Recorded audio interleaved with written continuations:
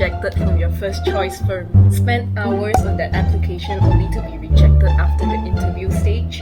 Or are you just a law student fresh out of bar school or CLP that wants some interview tips? Well, look no further because this video is going to teach you how to land that pupillage interview. Look no further because this video is going to teach you how to land that pupillage offer. Okay, I don't know if I sound too cheesy, but anyways. Hello, my name is Chai. Welcome back to my channel. So in case if you're a first-time viewer, I'm actually a law student and I've just passed my CLP this July and I managed to get a pupillage offer in September. So now I'm currently 2 months into my pupillage and I just thought of making this video because I thought that it would be helpful for anyone who is trying to prepare for their pupillage interview. Because I know that interviews in general can be very nerve-wracking and I was never a good interviewee before this, but I'm very proud to say that I've managed to get pupillage offers for each law firm interview I attended. So for your information, I actually applied to about 6 or 7 firms. 5 firms got back to me and I attended 4 interviews. So I've managed to get 4 pupillage offers. I won't disclose which firms I actually interviewed with, but this video might be more helpful for people who intend to apply to big firms because that's where I applied for because I'm a big firm kind of girl. So yeah, if you want to get some tips on how to handle pupillage interviews in big firms, keep on watching. So the first tip I have is to do your research in job review sites like Glassdoor. At least I think Glassdoor is the most popular job review site that we have in Malaysia right now, and the first thing you want to do is to create an account on that website because normally if you don't have an account, your access is really limited in the website. So all you have to do is sign up with an email and contribute something to the review platform. For example, I gave my past internship experience as a contribution for the review to create an account, and once you're done making an account, you can search up the company that you intend to apply for. For example, let's say I want to apply to a law firm called lmao. So I searched for lmao on the browser and you will see their page over here, and after that you will see many tabs for different types of reviews, like reviews for the workplace in general, like you want to know about the work culture or the people there or the workload, or you will want to know about the salary or the benefits of the company. But what is important to us right now is to know the interview process for each of the firms. So what you have to do is just click on this interview tab over here, and once you click onto this tab, you'll be able to see everyone's anonymous reviews on their interview experience at this particular firm. So under this interview tab, it will basically have reviews on every sort of interview, and what you have to do over here is make sure that you are looking at the interview that is for your position. For example, this review on 4th October is on an internship interview, so if you're an intern, you should look at this, but if you're a pupil, it might not be very helpful for you. So this third one over here is a pupillage interview review. So for this person, you can see that they didn't manage to get an offer for this interview, but they had a positive experience and that it's an average interview. Normally when they say average interview, it refers to the difficulty of the interview, and you can tell from here that Shen likes to have physical interviews because it says here that they interviewed at lmao in April 2022. This interview heading over here, you can tell what sort of questions they will normally ask. So this reviewer said that they were basic questions. They basically asked them to introduce themselves. Where do you see yourself in 10 years time? Will you accept the offer if given? And why sure? Like, these are all very common interview questions to be asked. Yeah, basically you can tell the vibe of this interview. It wasn't a very strict interview. It was more like a friendly, get to know you sort of interview. And the last tab here is very useful. So for example, over here, normally people will share at least one interview question that was asked because I think Glassdoor asked for it, and most people would at least share one question that was asked from them. This person is kind enough to share 2. Let's look at the second reviewer. You can see that they are really generous with sharing their experience because over here you can see them giving a whole list of interview questions that they were asked during the interview, and if you read this, it's actually very similar to the reviewer before this. So from just browsing through this tab, you'll most likely be able to gauge the style of interview for the law firm that you're applying to. And let's just see another example. Let's look at Screen, I guess, because Screen is also another big firm. So you can see from this first review that the person didn't manage to get an offer, and it was also a difficult interview.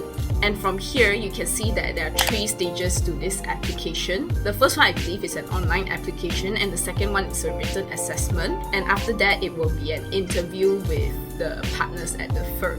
They didn't really elaborate why it was a difficult interview, but over here you can see that they do ask situational questions. They ask this reviewer, tell us an instance something fell through the crack and how you overcame it. It isn't necessarily hard, but it does require you to prepare something that will be able to answer this question well, and it's also not something that is in your CV. So it's not something that just by memorizing your CV you'll be able to answer well. So basically why I put this as a first tip, because I think from doing this little homework before you even start preparing would actually help you gauge what sort of questions the firm likes to ask, whether the firm likes to ask more of a get to know you kind of questions or whether they tend to ask technical questions. So it really helped me in my preparation process, because I noticed some firms tend to like to ask about current news or legal questions like what's your favorite case law or something like that, and some firms are just purely get to know you, like what are your interests and hobbies, why this firm, this sort of thing. So yeah, so I think this is the first step you should take when you want to prepare for an interview. And if you applied for a few firms, you would realize that most firms like to ask a mix of personal and technical questions, which will lead me to my next tip, which is on how to prepare for personal questions. I know at this point some people would tell you personal interview questions are need to prepare one man, just be yourself lah. Even though I agree that it's important to be yourself and let your personality shine in the interview, what I wish I knew when I was in uni is that it is also important to be your best self during the interview, because you only literally have about 30 minutes to impress the interviewer during a pupillage interview, and sometimes even less. Sometimes people just interview you for 15 minutes.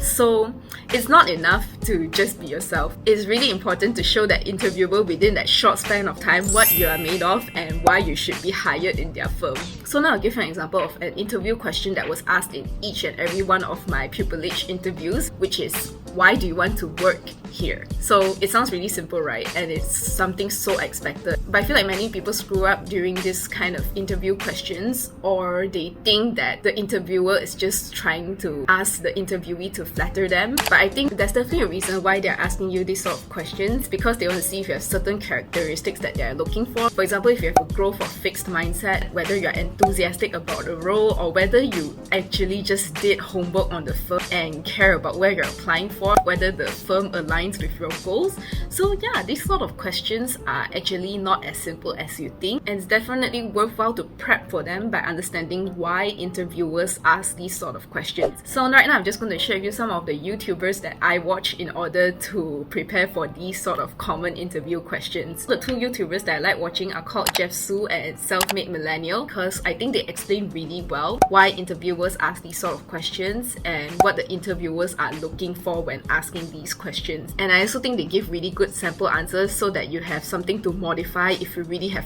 no idea at all how to answer the question, even after they explain to you what interviewers are looking for when they ask these questions. So I know it's a pain to have to draft answers for so many common interview questions, and me before this would also cringe at having to put so much effort in interviews, because I always thought interviews are something just like you just can naturally talk and everything will go fine. But the truth is that once you put in this effort, you'll be able to craft your answer to effectively answer the interview question in the limited amount of time you have to impress the interviewer. So my tip over here is how to prepare for really common interview questions that can be asked in literally any sort of job interview. But we all know that sometimes things are very unpredictable and you will never know what your interviewer wants to ask you. So my next tip is going to be on how to answer interview questions that you did not prep for. So my tip on how to answer interview questions that you did not prep for is to keep in mind one or two qualities or attributes that you want to portray about yourself. So let's take myself for example. I know very well that I'm not the only candidate who is shortlisted, who has really good academic results, been active in extracurriculars, and has taken on a few leadership roles. And I also know that realistically, I'm not someone who can be an asset to the firm right now because I'm just a pupil that still has a lot to learn. But whenever I was asked the question that I didn't prepare for example, how do you maintain good academic results all this while? What is an achievement that you are most proud of? Or even something as simple as, why should we hire you? I always had two qualities in mind of myself that I want to portray to my interviewers, which is I'm someone who is willing to work hard and I'm someone who is proactive. So whenever I was asked something I didn't exactly prepare for, I already had in mind these attributes that I want to talk about, and all I had to do was adjust my answers in order to fit the question that they were asking me.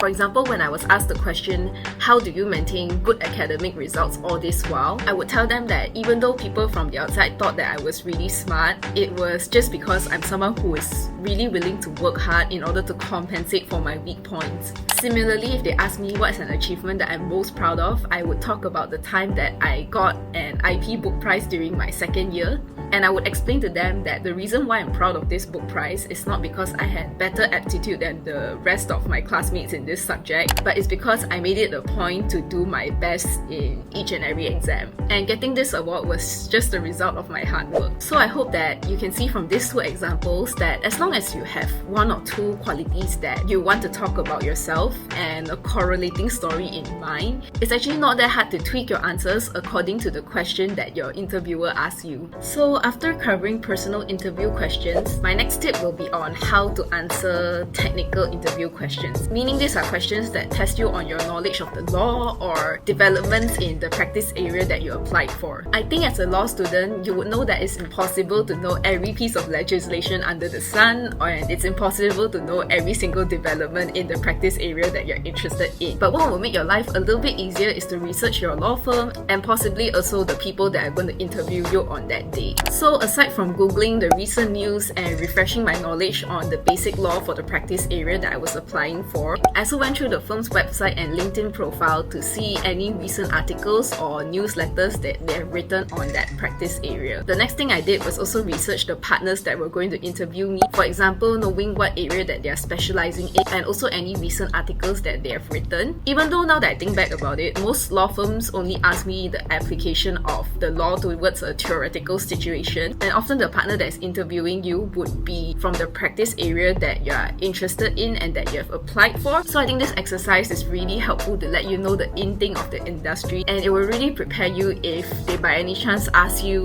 on your opinion on the topic that they are interested in. This really helped me when I was asked by one of the partners whether I can talk about a recent corporate news that I found interesting. Even though I remember I was really nervous at that time and couldn't recall a particular corporate news to talk about, I managed to recall that I read that particular partner's article on the rise of NFTs, and I was able to talk about how I noticed that there was a recent hype on NFTs, but I don't exactly understand their value. And it turned out to be quite a fruitful conversation because the partner actually explained to me what NFTs are all about, and I was also actually able to clear up some of my misconceptions about NFTs. So even though I wasn't able to give a full mark answer and share about my opinion on the legal issues of NFT, I think the fact that I can talk about something related to the corporate world was able to show the partner that I have an interest in corporate law, and I was able to get an offer from that firm as well. So you did all your homework and you've went through all your notes in law school, but sometimes you just really can't recall the answer to a technical question that partner is asking, or maybe they're just asking something that you completely didn't study about. My advice for this sort of situation is to keep calm and display your ability to reflect and learn. So for me, the situation was that sometimes the interviewer was asking me a question, but I wasn't exactly sure what sort of answer the interviewer was looking for, or that the interviewer sometimes was asking me a follow-up question to a question that I've already answered and I got that follow-up question wrong. So in all these situations, I was actually lucky enough that the interviewer didn't scold me for getting my answer wrong, and I believe that that will be the same case for all interviewees. They actually tried to drop some hints in order to guide me to the right direction. Because I think the point I'm trying to make is that sometimes the interviewers they don't want to see you fail. They actually want you to succeed. They do want to help you out. But sometimes I think we just get too nervous and we're not able to keep calm and continue on with the interview once we made a mistake. So in one of my interviews, they were asking me about director's duties, and I was able to answer that a director owes duties to the company. But when the interviewer asked me a follow-up question on who should sue a director when there's a breach of duty, I answered the shareholders, which was obviously wrong. So what happened in the interview was that the interviewer asked me, "Are you sure?" And from there I knew that I was wrong. But the thing is, I kept calm and tried to recall what I said about director's duties earlier earlier. I then realized my mistake and apologized and gave a new answer while also explaining why I think the new answer is the right answer. So even though I wasn't able to give the correct and best answer at my first try, I think me being able to reflect and apply corrections on the spot was what the interviewers saw as valuable, not the correct answer itself. Because I think most employers know that at entry-level jobs like being a pupil, we won't be able to have the technical knowledge that a 2 to 3 year experienced associate will have. But what will make you valuable in the team is that you are able to learn fast and pick things up quickly. Okay, so you have reached the end of this video, and just in time because the sun is setting right now, and I hope you all found this video helpful. Even though now I'm able to confidently say I got offers from every law firm that I interviewed with, this definitely wasn't the case when I was still in law school. I got rejected in scholarship and internship applications, and it definitely wasn't because my CV wasn't good enough, but it's because my interview skills were pretty bad back then. So I believe that if I can do it now, you can do it too. It all just takes practice, and I wish the best of luck to anyone who is applying for Pupillage right now. And yeah, I will see you in my next video.